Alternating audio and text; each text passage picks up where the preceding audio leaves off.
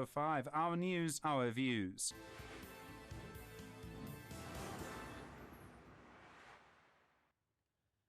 Hello again. The city of Tshwane yesterday continued its crackdown and disconnection of state-owned entities as well as businesses that owe millions of rand in unpaid services.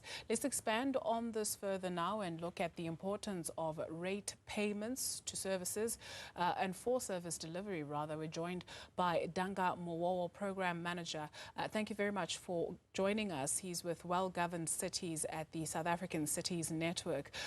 This has divided opinion in the country, with some people saying, well, it's not necessarily the what that is being done, it's the how that is, how it is done. Your thought or reflection on how the city has embarked on this? Thank you for having me. Well, clearly, it's always going to be a contentious issue. I mean, all of us who are in a position where we're dependent on electricity and water for us to either to do our daily business or even just to subsist in a family home are worried when those connections and those services are cut off. I think the issue then is, has the city engaged with ratepayers who've been defaulting for a long period of time, and what has been the degree of that engagement, I think, because I think if people understood the importance of the payment of municipal bills, then perhaps the reaction and indeed the attitude towards paying those bills might be different, and in which case you would see that the uproar perhaps be slightly less. But I do understand, of course, that it's a difficult situation, both for city residents and for the city itself to be in, and not a desirable one. Are we likely to see some court action? And I ask you maybe because of how the process was done, we are none the wiser in terms of whether notices were given to some of these companies or some of, these businesses. Any idea on your end? Unfortunately, I think your guess is as good as mine. I'm not aware of the details, as you say, of specific negotiations, perhaps between the largest defaulters, according to the city and the city itself, or indeed individual consumers who perhaps have been cut off.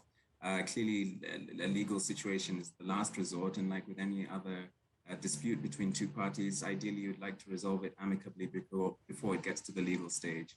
And I guess this is all being done in the name of collecting monies that are owed to the municipalities. How much do rates contribute to service delivery? Well, rates, in fact, are a very big and important part of city revenues. So we look at the big metropolitan municipalities, including, of course, Tshwane, and what we find is, and what we call own revenue. So this is revenues that the cities themselves are able to raise to meet that they then spend for the various activities that the city has to do. And property rates contribute about 14 to 22% across the 8 metropolitan municipalities and Sunduzi to their own revenue, so that part of own revenue. So, and the reason it's so important is because that revenue is entirely within the city's control. So the city is able to determine what that revenue will be based on the property values on the valuation roll. And then they're also able to collect that revenue, and there's no middle party, if you will, in that process. So that's entirely the city's own revenue. So the other part of a municipal bill, which you'll be aware of, which is paying for electricity and paying for water, those are a form of municipal revenue, own revenue, but it's only a slight percentage that the city is able to charge on top of what it pays Eskom and the water boards for that electricity and that water. So it's more of a pass-through kind of revenue than a dedicated pot of money which cities are able to and can plan and budget around with property rates. And the other important thing to note in the case of electricity and water is those are based on consumption. So if consumption is very high and consumers and businesses pay for that consumption, then the city can expect, a higher amount of revenue. But if consumption goes down, whether because residents are feeling the pinch, deciding to spend less money on electricity and water, or indeed through a drought, for example, then the city's revenues go down. So it fluctuates. And that's why rates are such an important source, dependable source of revenue.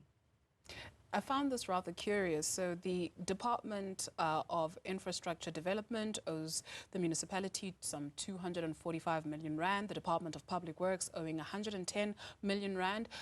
So one wonders when it comes to you and I what they will do if they can disconnect, government entities. So how much of the municipality's functionality depends on government allocations? Well, I mean, speaking to those departments which owe large amounts of money, I mean, I think that is something that, ideally should be resolved between intergovernmental relations forums. As you know, we have the three spheres of government, and they're supposed to be co-equal and should, in fact, be resolving bills like this amongst themselves. I'm assuming your question is also asking about how much government contributes to the revenues of cities in terms of the local government equitable share, and then also conditional grants. And just to give you some sense, I mean, the cities, as I mentioned, the big cities we focus on, are able to raise anything from about 76 to 79% of all their revenue actually on their own. So whether through property rates, through surcharges on electricity and water, and various other things like charges for sanitation and waste removal. When it comes to government allocations, the equitable share is 9% nationally across countries, but in the big cities ranges from around 7% to maybe 11% of city revenue. And then the other grants which come from national government, which are called conditional grants, so for things like public transport or upgrading informal settlements or whatever the case may be, for specific things, those amount also to about between 7 and 10%. So in fact, the large metropolitan municipalities are not really dependent on transfers from local government, maybe to the maximum of about 20% of their revenue source. What to say when businesses say, well, if you are disconnecting us and we're not able to perform our duties, we won't be able to then pay back this money that we owe you? What kind of agreements do you perceive will be reached? Well, I think this goes to something, and we get this sort of advice, you and I, as individual debtors. We're always told to maintain honest lines of communication with people who've lent you money. So in the case of an individual, a bank. In the same case, we would suggest, from a urban management perspective, that stakeholders who owe money, they can see a bill coming and they can see the bill increasing if they're in particular circumstances, to engage with the cities. And I think through that engagement and discussing particular circumstances, and particularly in the case where it's a very large debtor, then the interests are both in the city's interests and in the debtor's interests to try and resolve that. So for example, during the recent ongoing COVID pandemic, I mean, I think various municipalities were actually offering to individual consumers, delays in charges on their bills because some people were out of work and so on. So I think there are arrangements that can be made, and I think it's based on having an ongoing conversation between debtors and the city, and so they can resolve these situations amicably, and you don't get to the point where the city is forced, because at some point you cannot continue supplying services which are not being paid for. I mean, that's just a reality. And at some point, and as unfortunate as it is that some businesses have to stop operating, it doesn't have to necessarily get to that point. Thank you very much for helping us make sense of all of that. Danga Mughogho is the program manager at Well-Governed Cities at the South African Cities Network. In other news, the late broadcaster Dumile